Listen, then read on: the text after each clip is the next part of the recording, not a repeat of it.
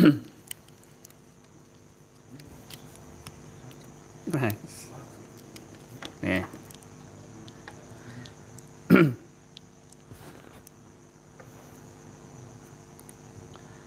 Bismillahirrahmanirrahim. Assalamualaikum warahmatullahi wabarakatuh.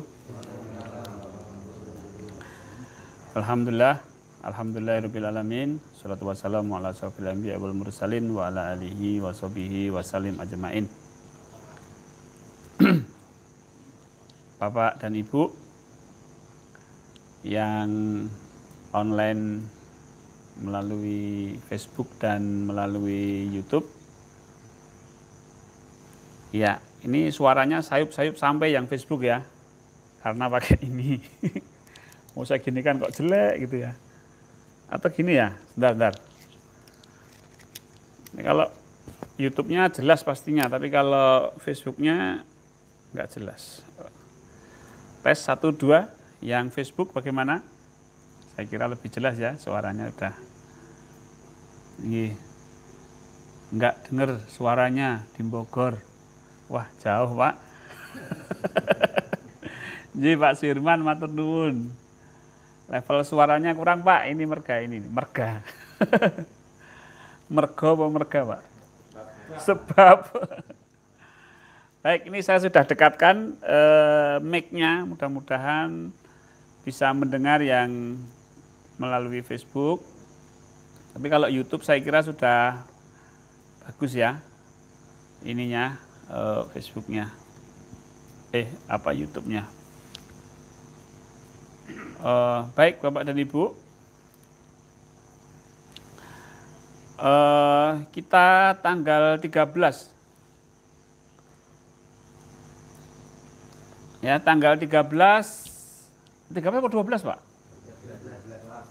Selasa ya, insya Allah Selasa sudah mulai puasa. Malam Selasa tarweh, berarti Senin tarweh. Baik, saya judulnya tadi tentang kesungguhan ATP dengan cara bikin napas, karena ini malam Jumat terakhir ya, di bulan Ruwah.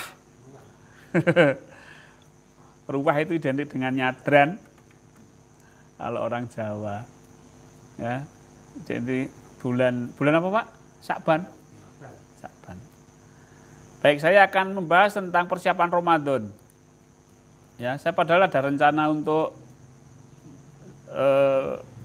melalui Zoom atau melalui Google Meet, tapi takut nanti nggak ke Uber, mending saya sampaikan di sini saja persiapan Ramadan. Mudah-mudahan ini bisa memberikan motivasi bagi saya dan motivasi bagi Bapak Ibu semua yang saat ini sedang live bersama saya, baik di online maupun di Padepokan saat ini. Baik, saya akan membahas masalah persiapan Ramadan dari sisi psikologinya. Jadi Bapak Ibu, ternyata psikologi ini penting dalam berpuasa, tidak hanya fisik. Ramadan itu tidak hanya aktivitasnya, tidak hanya aktivitas fisik. Enggak makan, enggak minum, atau makan dan minum, atau hanya gerakan-gerakan sholat, ternyata enggak. Puasa itu melibatkan unsur psikologi. Kemudian sholat itu juga melibatkan unsur psikologi. Iktikaf, nah itu lebih-lebih. Nah, baik. Bapak Ibu, kalau menurut surat Al-Baqarah 183, mungkin Bapak Ibu sudah ini ya. Ayatnya apa itu Pak? 183 itu bunyinya? Siam kama kutiba alal ladzi la'alakum tatakun. Nah, di situ ada poin yang harus kita pegang, Pak. La'alakum tatakun.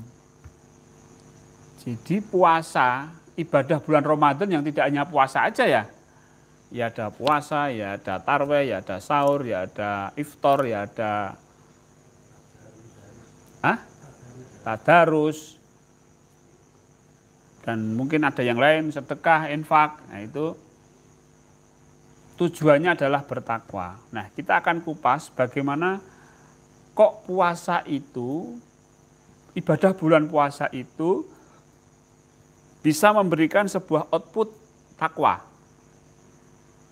Jadi, kalau misalnya setelah bulan puasa, kita puasa 30 hari, takwanya enggak meningkat, kira-kira puasanya berhasil apa tidak? Tidak. Tapi kalau ketakwaannya meningkat, nah, berarti puasanya berhasil. Maka Bapak Ibu, bahwa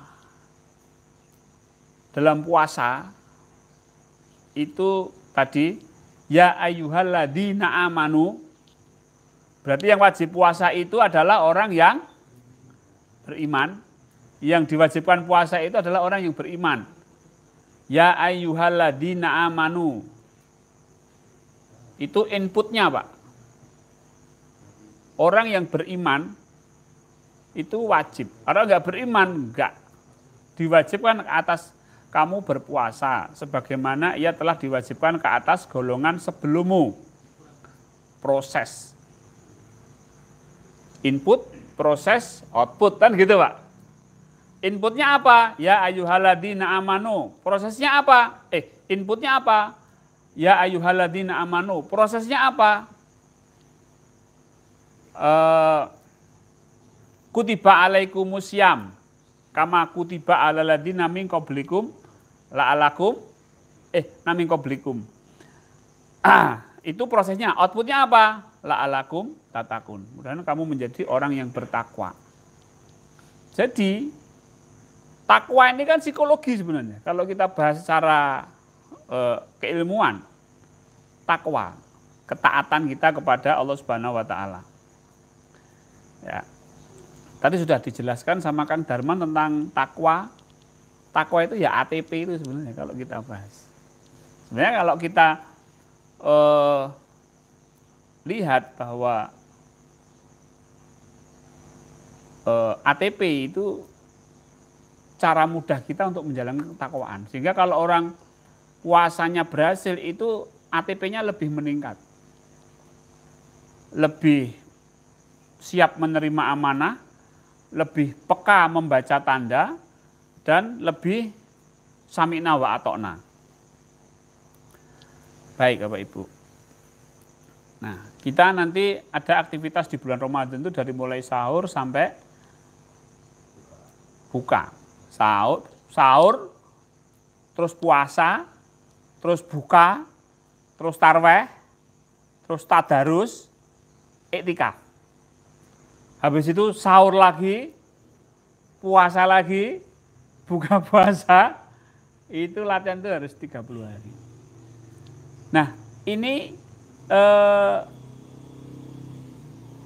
aktivitas ini rutin kita lakukan. Dan ini melibatkan kejiwaan. Kejiwaan kita itu harus kita gunakan. Baik. Maka persiapan apa yang perlu dilakukan untuk melakukan ibadah-ibadah puasa ini? Baik, yang pertama adalah kita harus mengenal diri kita. Sebab puasa itu tidak hanya menggunakan fisik. Kita harus mengenal diri kita. Manusia itu ada tiga unsur. Ada jasad, ada nafs atau jiwa, dan ada ruh. Ya, ada jasad, jiwa, ruh. Nah, selama kita puasa, maka tiga-tiganya ini nanti akan berperan di dalam kita menjalankan ibadah puasa. Baik. Mengapa kita sebelum puasa ini mengenal diri? Baik. Yang pertama adalah kesadaran diri ini menjadi dasar dalam menjalankan ibadah bulan Ramadan. Kesadaran diri, kesadaran bahwa kita itu bukan jasad. Kita ini adalah jiwa. Jasad. Kita ini bukan jasad, Pak.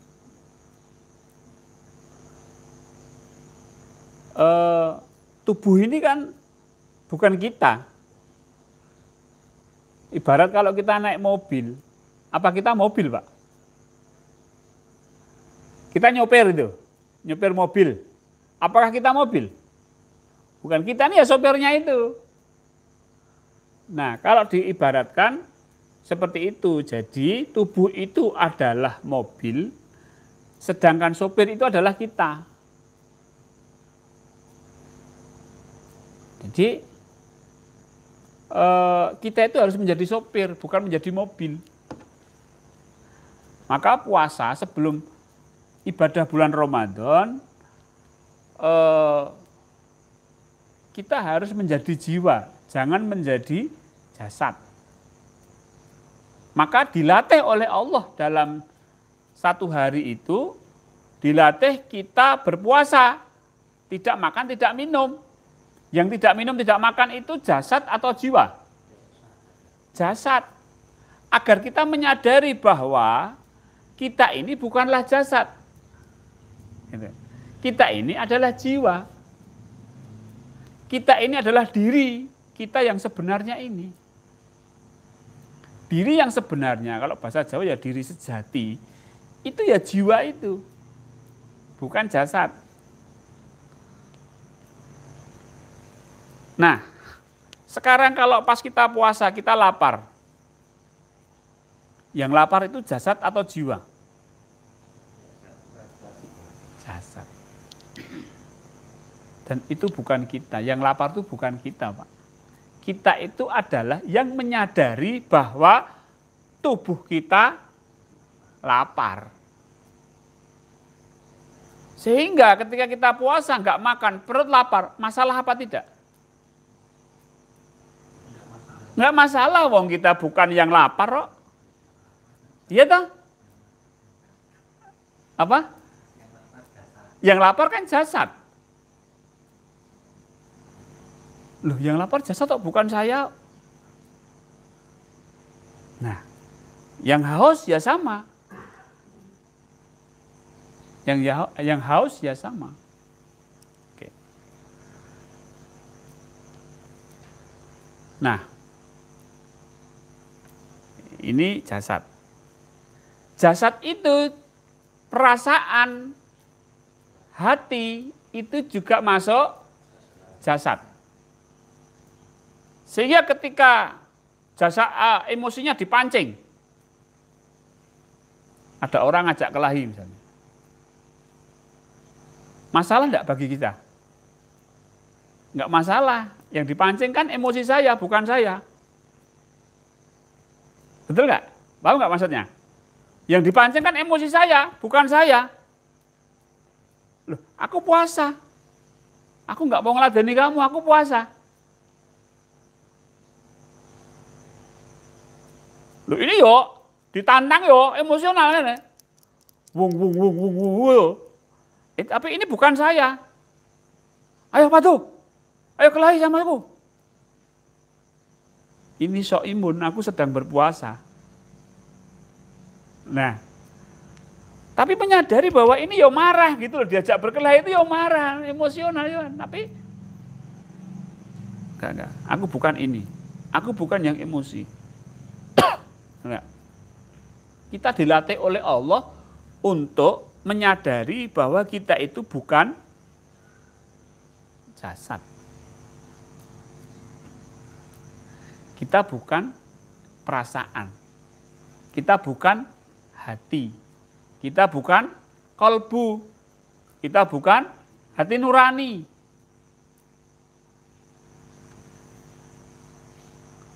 Jadi kalau ini marah bagaimana? Hati saya sedang marah. Gitu. Saya marah enggak? Ya enggak. Saya hanya menyadari bahwa emosi saya marah. Sehingga saya tetap tenang. Orang lapar itu, Pak, emosional, Pak. Betul nggak, Pak? Pokoknya jangan guyonan habis asar ke atas, Pak. Atau duhur itu lapar-laparnya Pak, ojo digoda Pak. Ngamuk nek dhek posone ra bener Pak. Tapi kalau orang puasanya itu sudah mengenal diri, yang lapar bukan saya. Yang lapar adalah jasad. Nah, demikian pula dengan pikiran. Kamu kalau puasa itu jangan ngerasani orang, betul nggak? Penceramah-penceramah mubalik sering begitu nggak? Loh kenapa? Pikiran negatif ini jangan keluar, jangan mbok ikuti gitu loh.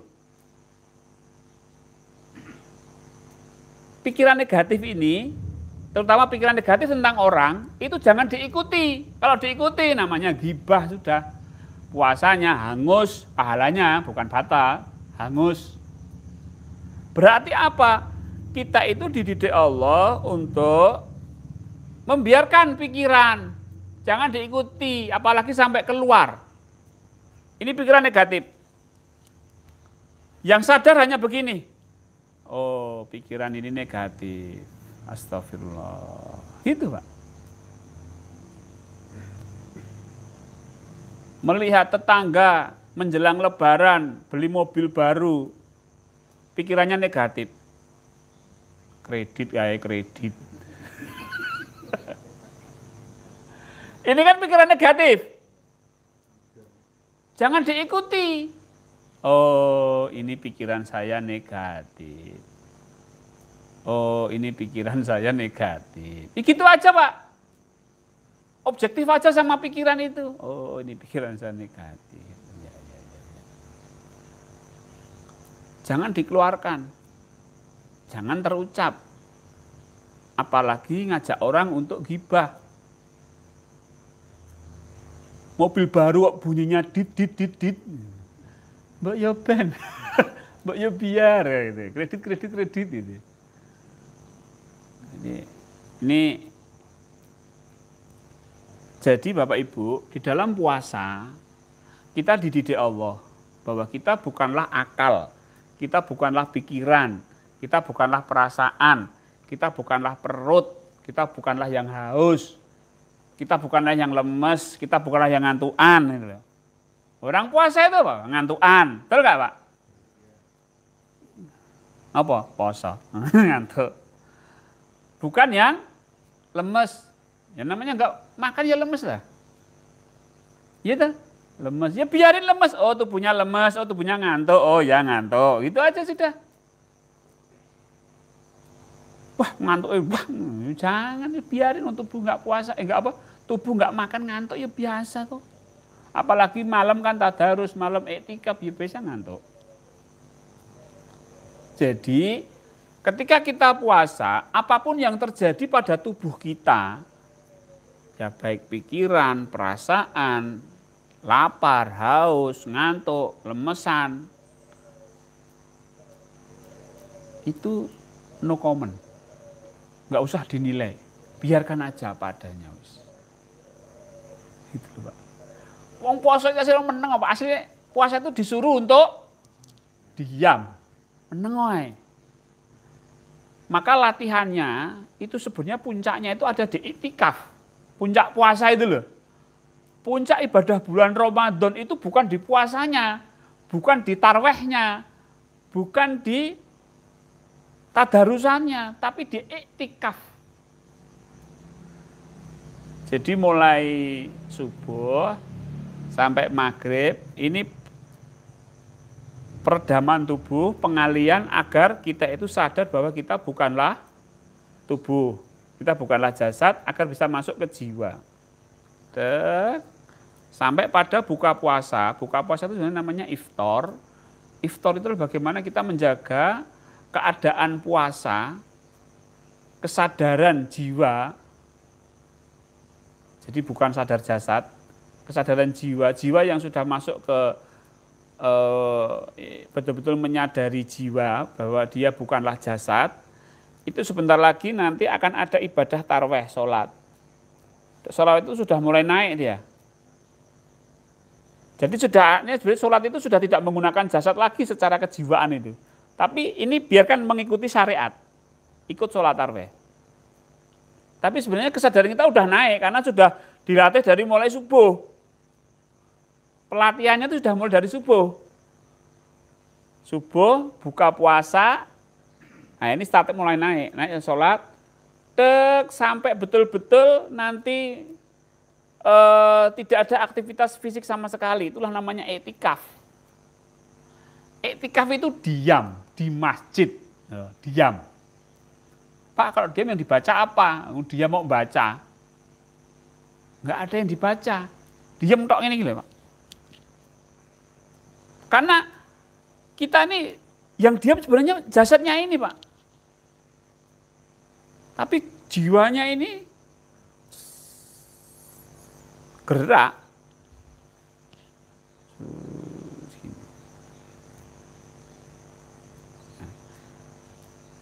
Cuma sekarang tuh iktikaf itu artinya jadi berubah. Pengajian di malam hari. Tidur bersama di masjid. Namanya iktikaf. Oh, iktikaf kok tidur? Iktikaf itu diam ini. Kayak semedi, ya mbuh pokoknya diam, mbuh semedi, mbuh topo pokoknya diam di masjid. Nah, Bapak Ibu, kalau mau mencontoh Rasulullah, iktikafnya Rasulullah itu dalam rangka untuk mendapatkan petunjuk dari permasalahan yang sedang kita hadapi. Masalah itu ya basicnya ATP, amanah. Kita ingin mendapatkan tanda. Mendapatkan perintah. Maka Quran itu turun di bulan Ramadan. Nah, apakah Rasulullah di Gua Hira itu tanpa tujuan?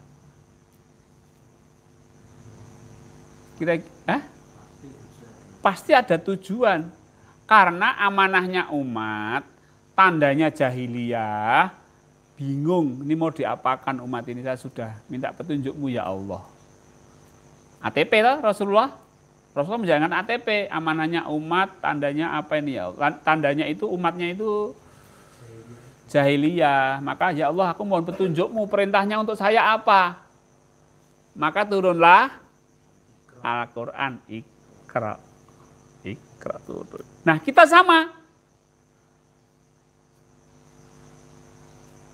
Kalau cari gua kan susah toh Pak. Nah di masjid. Jadi di masjid itu kalau iktikaf, cobalah bawa amanah kita itu apa yang saat ini sedang kita emban, kita jalankan. Apa Pak? Utangnya ukeh. Loh, hutang itu amanah Pak. Itu kata benda, hutang itu amanah. Tandanya ora lunas misalnya gitu. Loh. Ya, tagihan juga. Ini saya harus bagaimana ya Allah? Iktikaf. Saatnya bayar hutang di bulan Ramadan melalui petunjuk Allah. Boleh. Karena amanahnya apalagi misalnya. Masalah kehidupan kita masing-masing lah. Cuma jangan masalahnya uang. Gitu loh. Jadi robalah jangan sampai iktikaf itu digunakan untuk mencari rezeki, itu jangan sampai Pak. Karena nggak ada perintah mencari rezeki itu nggak ada. Jalankan perintahku gitu ada, tapi kalau carilah rezeki itu nggak ada perintahnya. Maka walaupun misalnya utang memang kita butuh uang, tapi iktikaf jangan digunakan mencari uang, tapi apa? Ya Allah mohon petunjukmu. Saya harus bagaimana dengan utang saya, nah, gitu. Dengan amanah ini, gitu. Nah itu Pak, itu apa nanti masuk ke iktikaf itu kita itu ya diam gini Pak.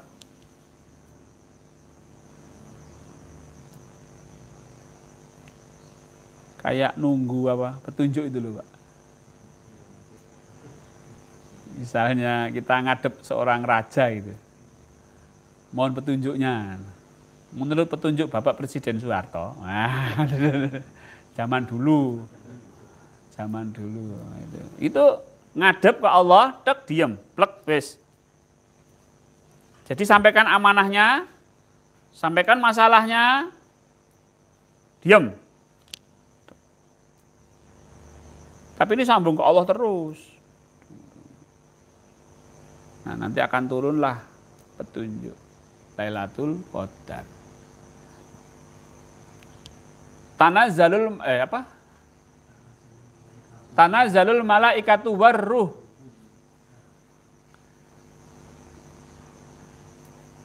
Tanazzalul, maka akan diturunkan tanazzalul malaikat dan ruh. Nah ini Pak. Malaikat dan ruh. Malaikat itu diturunkan untuk menolong kita. Kita tidak minta pertolongan sama malaikat loh Pak, jangan dibalik-balik loh. Allah menurunkan malaikat untuk nolong kita. Sedangkan ruh turun itu untuk memberi petunjuk kepada kita. Jadi dua-duanya. Maka inna anzalnahu fi Lailatul Qadri khairun min alfi syahrin. Tanazzalul malaikatu waruhu fiha biidzni rabbihim min kulli amr. Nah, min kulli amr itu dalam setiap urusan. Urusan itu ATP, urusan itu amanah. Jadi kalau etikaf nggak punya urusan sama Allah, le terus ngopo? Kowe ngadep aku ngopo le? Nggih, ngadep mawon. Waduh, bingung ya. Gitu Pak. Makanya saya waktu harus ke rumah saya, Pak, tiba-tiba datang kok Pak. Assalamualaikum. Tak tanya loh, ngapa rene kowe? Gitu Pak. Dolan, ya wis dolan. Ternyata minta petunjuk Pak. Ya tak kayak petunjuk. Kan di sini dolan ya tak dolanin loh Pak. Maksud tujuannya dolan tak kasih petunjuk. Untuk apa ya toh? Nah Allah pun sama. Tanazzalul malaikatu warruhu fiha biidzni rabbihim min kulli amr. Min kulli itu dalam setiap urusan. Jadi kalau iktikaf duduk di masjid, urusanmu apa karo Gusti Allah? Ya urusan kan macam-macam toh Pak. Amanah kita apa? Urusan anak, urusan istri, urusan utang, urusan jabatan, kalau jabatan itu bagaimana menjalankan jabatan ya. Nah, bagaimana menjalankan jabatan? Misalnya Pak Jokowi ya bagaimana menjalankan jabatan presidennya itu kan gitu. Maka Pak Jokowi perlu iktikaf. Gitu Pak.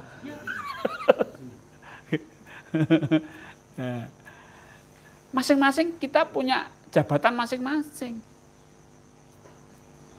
Loh ya, kalau pedagang bagaimana? Loh pedagang itu amanahnya pelanggan. Ini pelanggannya harus saya apakan? Misalnya jualan nih minyak wangi nih, nah, dapat hadiah ya dari Mas Haris nih. Wah pas ini. Ini bau manten, yang ini bau malaikat. Lah, bagaimana pelanggan saya? Ya Allah, biar pelanggan saya puas. Bukan bagaimana cara mendapatkan uang yang banyak, enggak. Bagaimana pelanggan saya puas dengan minyak wangi ini ya Allah? Harus saya apakan?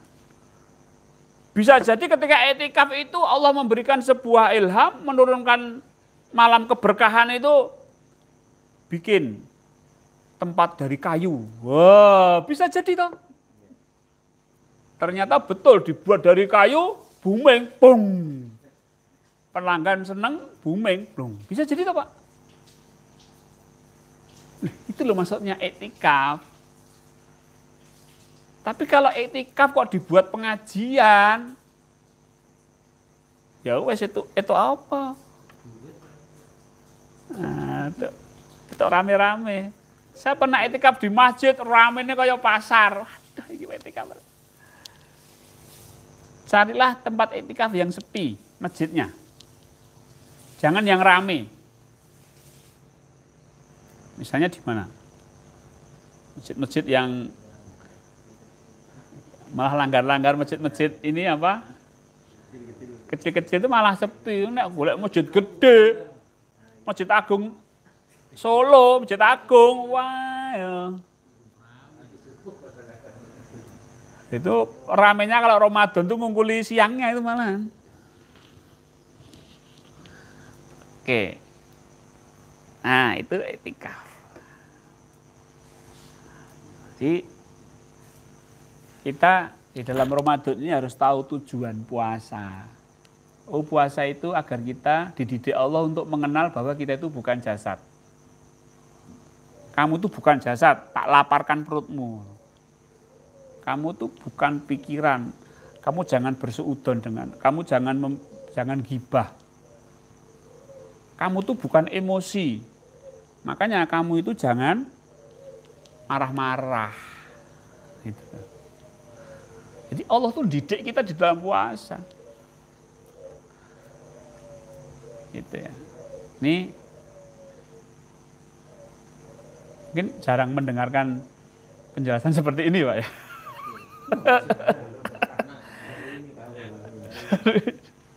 Tapi ini semua persepsi Papua dan kalau etikaf itu kok Lailatul Qadar gitu kan.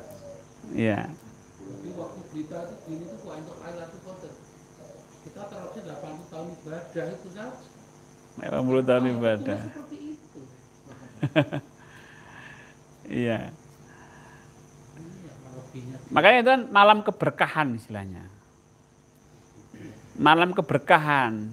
Jadi berkah itu gimana sih? Wah, mendapatkan satu bentuk pencerahan, insight, enlightenment.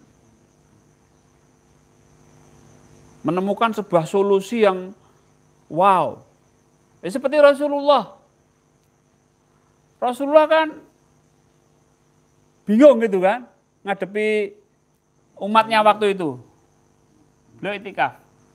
Turun wahyu, Iqra. Iqra itu aslinya apa? Baca tanda. Iqra. Iqra itu baca tanda. Wacane lho. Lho apa sih diwaca? Aku ora mudeng. Iqra. Wah, baca tanda. Iqra. Iqra bismi rabbikal ladzi khalaq. Oh, berarti saya disuruh baca tanda tentang penciptaan manusia. Itu rasanya plong. Rasulullah itu ya ketakutan karena baru pertama kali sampai menggigil. Tapi ada perasaan puas gitu loh, lega gitu loh. Nah, punya satu power, punya satu pencerahan dari Allah Subhanahu Wa Taala. Baca tanda. Nah, maka Bapak Ibu, Ramadan ini mari kita baca tanda. Sekarang Quran itu sudah ada, mari kita baca tanda yang ada di Quran. Ojo ming diwaca tok. Ya diwaca enggak apa-apa ya berpahala. Satu huruf satu kebaikan, 10 kebaikan. 10 kebaikan. Tapi di waktu-waktu senggang, gitu, setelah deres, setelah tadarusan, setelah khatam gitu ya, ada waktulah 5 menit, 10 menit untuk baca ini tandanya apa, perintahnya apa untuk saya, gitu loh. Jadi biar makjelebnya itu nyantol bahasa Jawanya itu.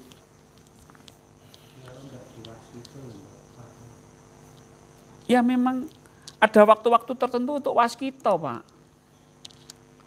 Bisa mengecepkan itu waskita. Iya, yang makjeleb itu waskita. Selama ini yang kita tekan seperti itu. Iya.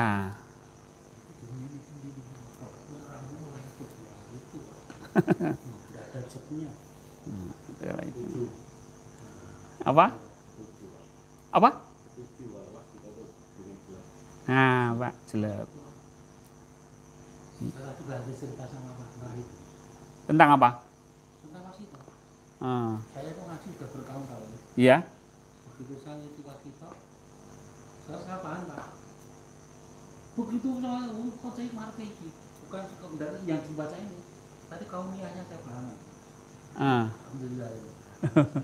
saya tidak pernah ke pondok. Iya. Hampir 3 juz. Alhamdulillah. Iya. Ya. Bukan sekedar baca Pak Yayasan. Belajar. Iya, baca perintahnya. Iya. Ternyata diam ini bukan hanya ngawur. Baik. Terima kasih, Pak. Iya.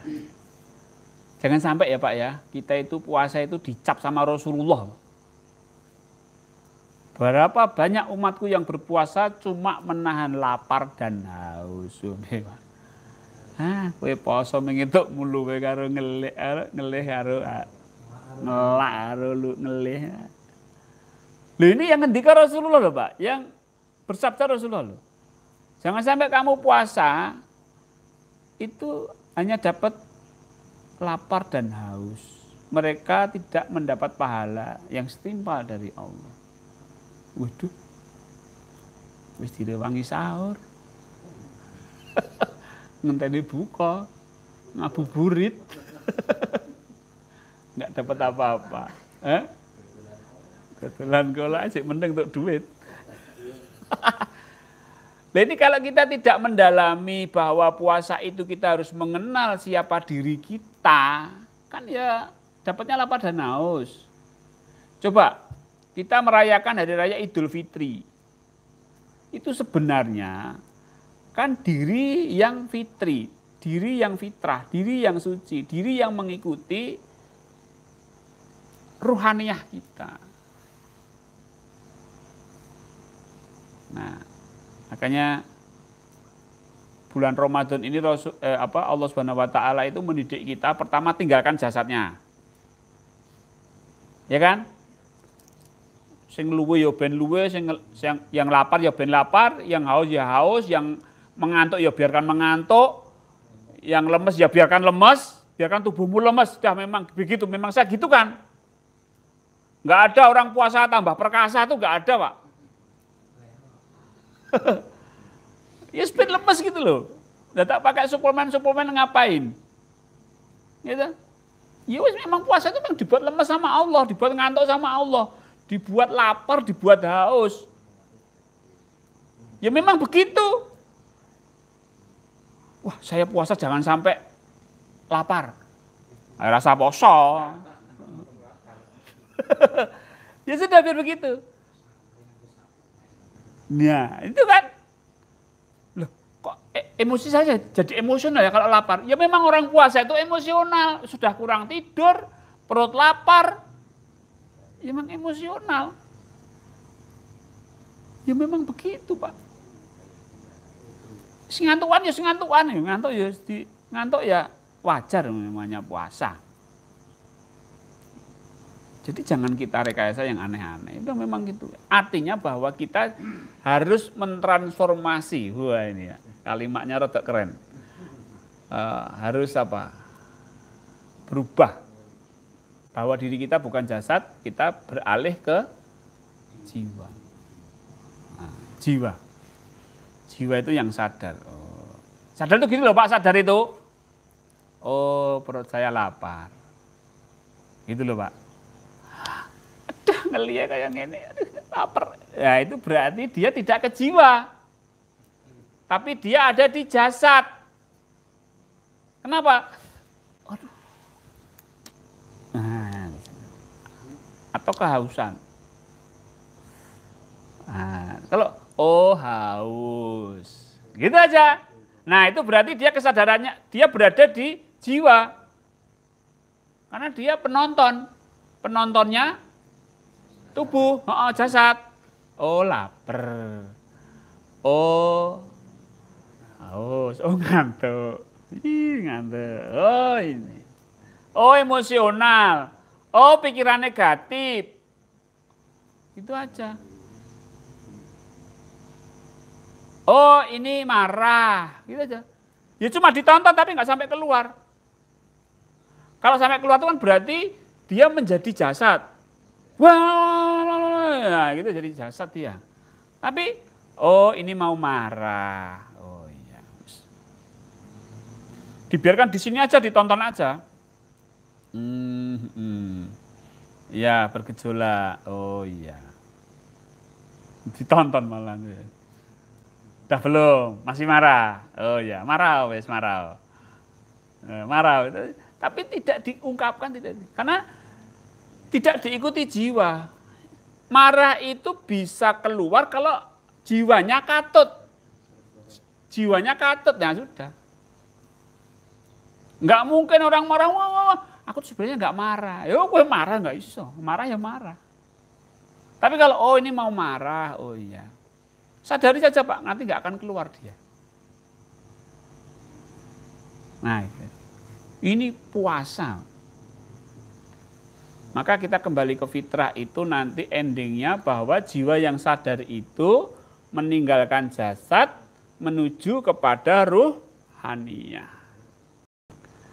Maka iktikaf itu sebenarnya kita masuk, jiwa kita harus sudah menyadari ruh. Bukan menyadari ruh, artinya kita ke Allah itu nanti ruh akan, karena dia memang software Pak. Dia memang hardware yang ditanamkan ke dalam diri kita, akan aktif kalau kita itu ke Allah. Maka ruh itu akan wush gitu Pak. Jadi tinggalkan jasadnya, jiwanya lurus ke Allah, bahasanya gitulah. Nanti otomatis ruhnya akan aktif. Karena ruh itu wanafatuhu min ruhi. Ruh itu berasal dariku dan akan kembali kepadaku. Ketika kita diam kembali ke Allah, itu ruhnya akan istilah mengajak jiwa untuk ke Allah lah, bahasanya gitulah, bahasanya yang mudahnya. Nah, itulah yang dinamakan dengan kembali kepada yang fitrah. Kembali kepada jiwa yang suci. Aidul Fitri.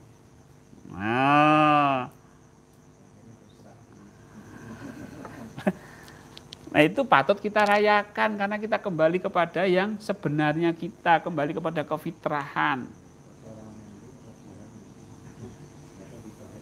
Lho fitrah we ora. Yang malah golek fitrah. Lah kuwi bar poso malah ngemis ya.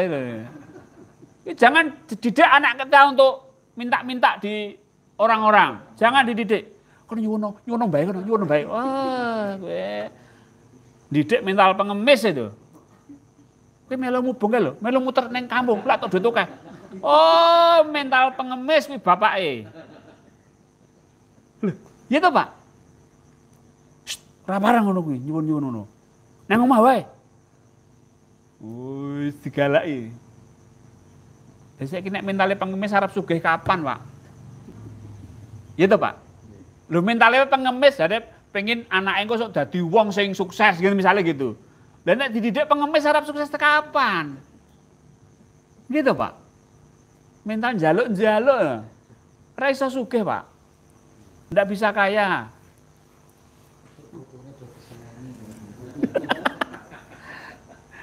Loh, kalau memberi, kalau dikasih diterima, tapi jangan sampai mengkondisikan diri untuk minta-minta.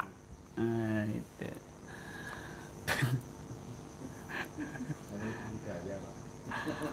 Budaya ra bener Pak turuti Pak. Dibudayakan untuk minta-minta. Alah. Baik Bapak Ibu. Nah, itu persiapan kita ya Bapak Ibu. Jadi yang pertama kita mengenal diri, yang kedua kita mulailah sekarang itu mulai meninggalkan jasad kita dalam bentuk zikir nafas. Meninggalkan itu dalam artian kesadarannya ya, bukan terus kayak ngerogosok moncuh itu enggak. Kita menyadari bahwa kita bukan jasad, gitu loh. Itu penting. Kemudian kita mulai beribadah itu ya sampai pada tingkatan hakikat. Poso ki hakikate apa? Tarwih ki hakikate apa?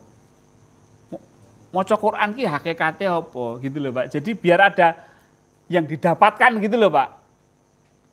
Nek salat ning syariat tok ora tok apa-apa Pak. nul, nah, nul, nah, nul, nah, nul, nah, nul. Maksudnya dapat itu ya, dapat secara apa ya, secara langsung gitu loh. Kalau pahala, wallahu alam, Allah yang akan memberi. Kalau kita ikhlas, walaupun sholatnya cepat ya akan dapat pahala dari Allah. Tapi yang sekarang ini kita dapat apa? Kalau kita iktikaf, kita mendapatkan Lailatul Qadar pencerahan, dapatnya ya sekarang ini. Nah kalau Rasulullah itu iktikaf di Gua Hira, kemudian nanti Allah, ya nanti tak aku kasih pahala tapi nanti. Lu butuhnya sekarang. Yang jadi masalah umat itu kan sekarang, bukan nanti. Nah kita ini ingin mendapatkan sesuatu yang sekarang gitu loh Pak. Kalau saya punya masalah, kemudian saya iktikaf, dan saya mendapatkan pencerahan, itu ya sekarang ini, bukan nanti. Kalau masalah pahala ya serahkan kepadamu ya Allah. Engkau yang maha tahu. Tapi sekarang ini saya minta petunjuk. Kan gitu Pak. Nah ini. Nah itu beberapa poin tentang persiapan Ramadan. Kira-kira jelas ya Bapak Ibu? Nah ini menjadi perhatian kita bersama.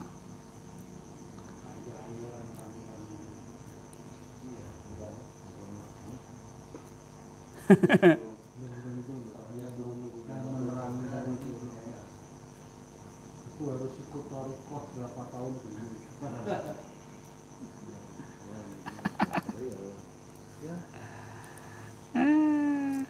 Baik. Ya, mudah-mudahan kita ini belajar seperti ini mendapatkan kemudahan. Ya, untuk kemudahan karena ya kita ingin ibadah kita tuh lebih baik daripada yang sebelum-sebelumnya. Bukan lebih baik dari orang lain, enggak. Tapi akan lebih baik dari hari kemarin. Ya toh Pak? Yes. Bagi yang kita yang wis aku wis ngene wae rasa aneh-aneh ya karepmu urusanmu dhewe. Tapi saya sendiri, Bapak Ibu sendiri, mari kita sama-sama merubah untuk yang lebih baik. Loh, untuk yang lebih baik itu enggak ada endingnya Pak. Hari ini sudah 100 ya besok bisa 125. Sudah 125 besok ya bisa 150. Begitu. Mari. Nanti dalam puasa kita akan menjalankan berbagai macam ibadah dan berbagai macam ibadah itu endingnya adalah sadar Allah. Ya. Puasa kita usahakan sadar Allah. Kemudian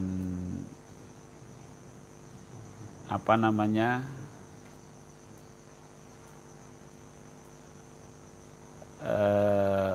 Iktikaf ya sadar Allah. Maka mari kita latih kesadaran kita melalui zikir nafas. Bapak Ibu, seperti biasanya kita akan melatih zikir nafas kita. Silahkan Bapak Ibu untuk memposisikan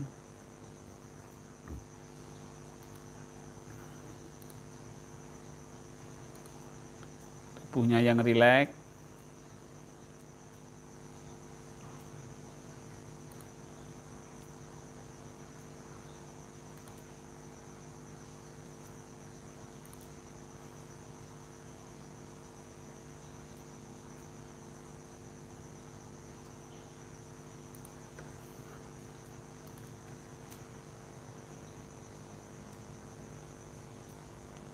Kendorkan tubuhnya.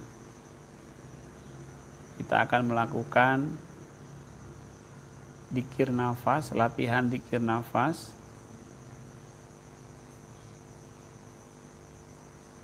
Baik, mari kita awali dengan berdoa. Bismillahirrahmanirrahim. Asyhadu alla ilaha illallah وأشهد أن محمد رسول الله.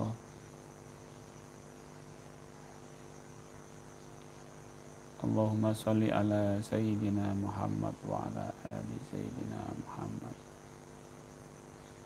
اللهم أعنا على ذكرك وشكرك وحسن عبادتك.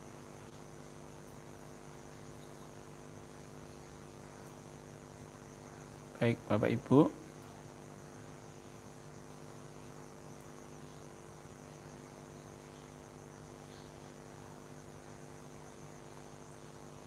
mari kita aktifkan kesadaran kita. Pertama dengan menyadari nafas yang keluar masuk.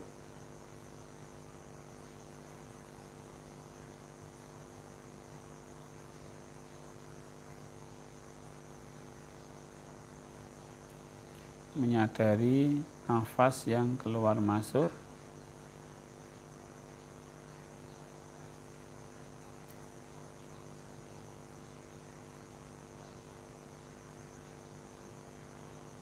Ya.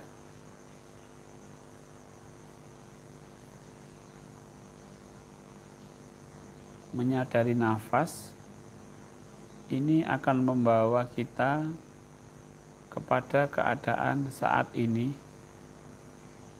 sekarang,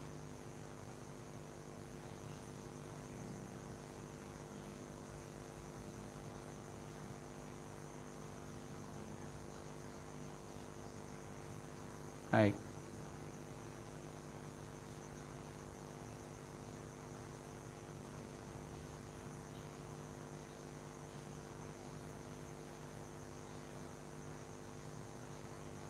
Dengan menyadari nafas, maka pikiran, perasaan akan tergiring untuk masuk ke saat ini.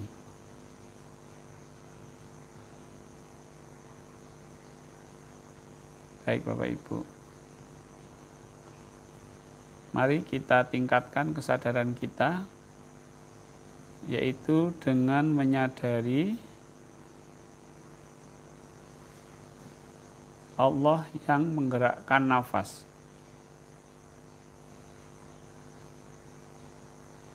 Jadi ada nafas, kemudian meningkat kesadaran kita menyadari Allah yang menggerakkan nafas, yang menghidupkan nafas, yang memasukkan nafas dan mengeluarkan nafas. Sadar akan Allah, gunakan keimanannya, gunakan keimanan Bapak Ibu untuk menyadari, untuk meyakini Allah yang menggerakkan nafas kita.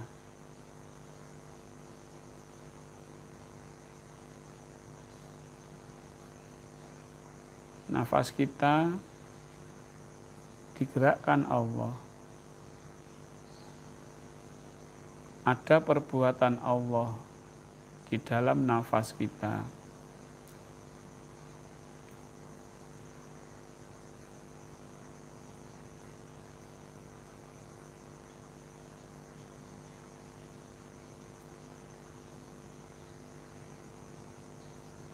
Baik Bapak Ibu.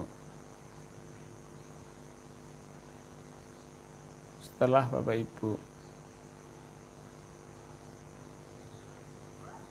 menyadari nafas,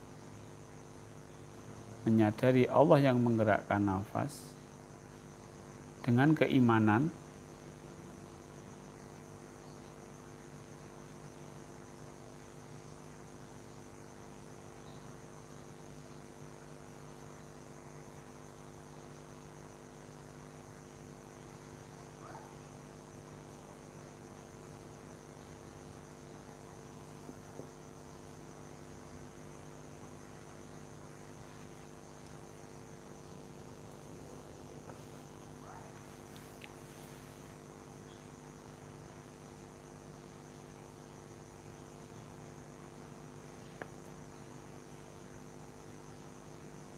sekarang sebutlah nama Allah di dalam setiap keluar masuknya nafas.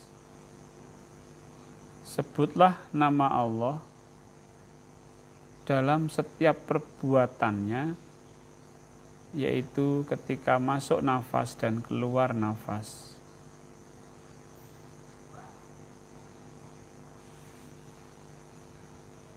Ketika masuk nafas, panggillah dia dengan huwa atau dia. Ketika nafas keluar, sebutlah namanya dengan sebutan Allah. Dia Allah. Allah. Gabungkan antara nafas, menyadari Allah yang menggerakkan nafas, dan menyebut nama Allah dalam setiap nafas. Gabungkan ketiga-tiganya.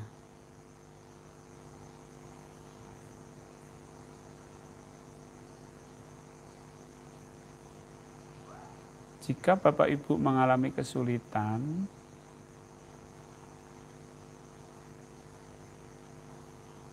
Bapak Ibu bisa memulai dari nafas, kemudian secara perlahan meningkat menyadari Allah yang menggerakkan nafas, kemudian perlahan menyebut nama Allah dalam setiap nafas.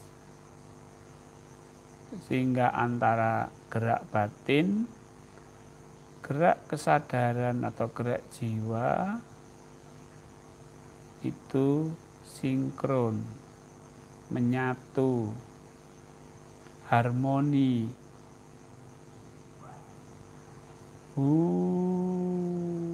Allah. Penyebutan disertai dengan kesadaran yang benar akan menimbulkan getaran, khatar.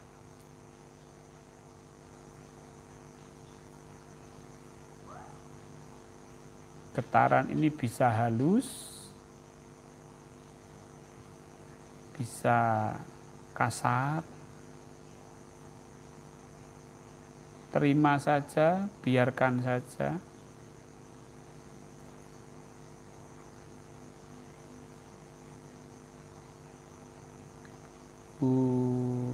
Allah. Baik, Bapak Ibu, alhamdulillah sudah bisa menyatukan ketiganya antara nafas, menyadari Allah, dan menyebut nama Allah dalam hati. Sekarang akan kami tingkatkan dengan gerak jiwa yang lebih dalam, yaitu dengan berinteraksi dengan Allah lebih jauh. Jika tadi hanya sadar, sekarang jiwa ketika nafas masuk itu mendekat ke Allah, mendekat. Ketika ketika nafas keluar, Allah, itu jiwa berserah kepada Allah. Jadi ketika mendekat, ketika Allah pasrah, mendekat, Allah pasrah. Jadi tidak sekedar sadar, tapi sudah melakukan interaksi, mendekat dan berserah.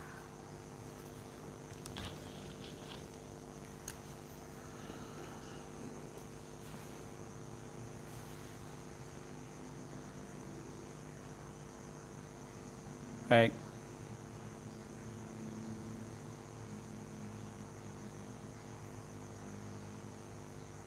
Jadi Bapak Ibu harus bisa belajar untuk mengkombinasikan, menggabungkan antara nafas, menyadari Allah yang menggerakkan nafas, menyebut nama Allah dalam setiap nafas, dan gerak jiwa yang mendekat dan berserah. Jika Bapak Ibu masih kesulitan, Bapak Ibu bisa memutar ulang video ini, sering-sering berlatih, sehingga 4 perbuatan menjadi satu. Satu nafas, 4 perbuatan.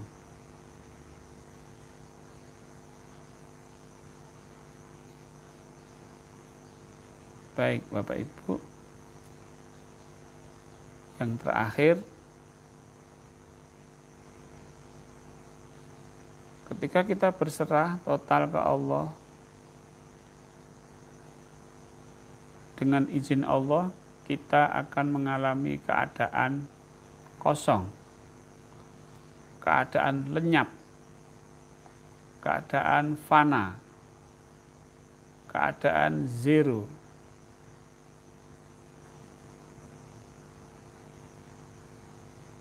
Nah, dalam keadaan zero ini, ketika nafas masuk,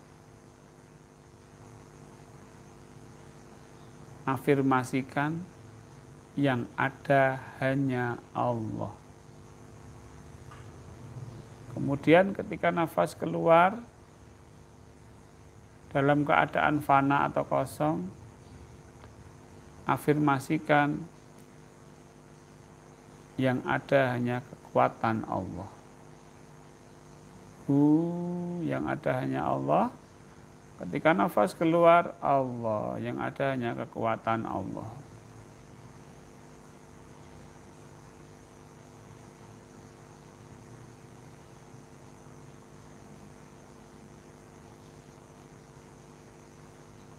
Nafi isbat ini atau afirmasi ini Bapak Ibu lakukan ketika sudah mengalami keadaan fana, keadaan kosong, keadaan zero. Jika Bapak Ibu kesulitan untuk mendapatkan keadaan ini, saran saya banyak berlatih zikir nafas, terutama berserah diri kepada Allah.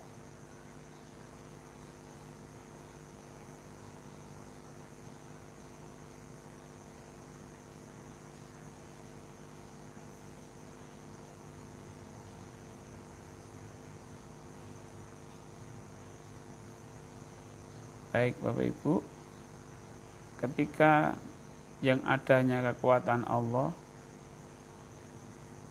tenggelamkan jiwa kita, kesadaran kita, tenggelam kepada kekuatan Allah. Dan itulah yang dinamakan dengan sibgoh atau celupan Allah.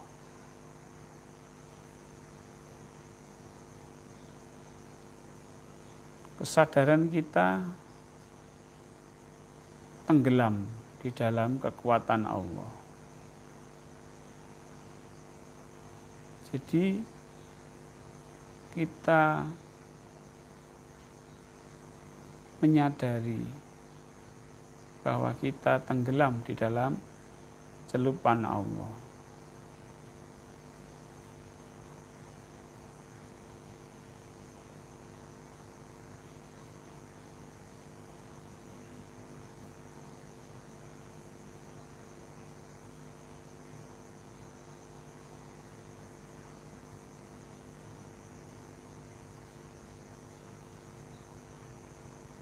Baik Bapak Ibu, Bapak Ibu silahkan dilanjutkan zikir nafasnya.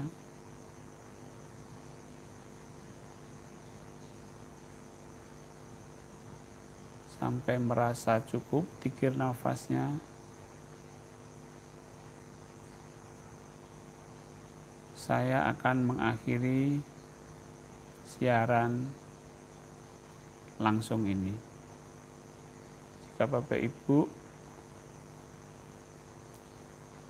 masih ingin berlatih, silakan Bapak Ibu tetap melanjutkan, dan ingin mengulang, silakan video ini diulang.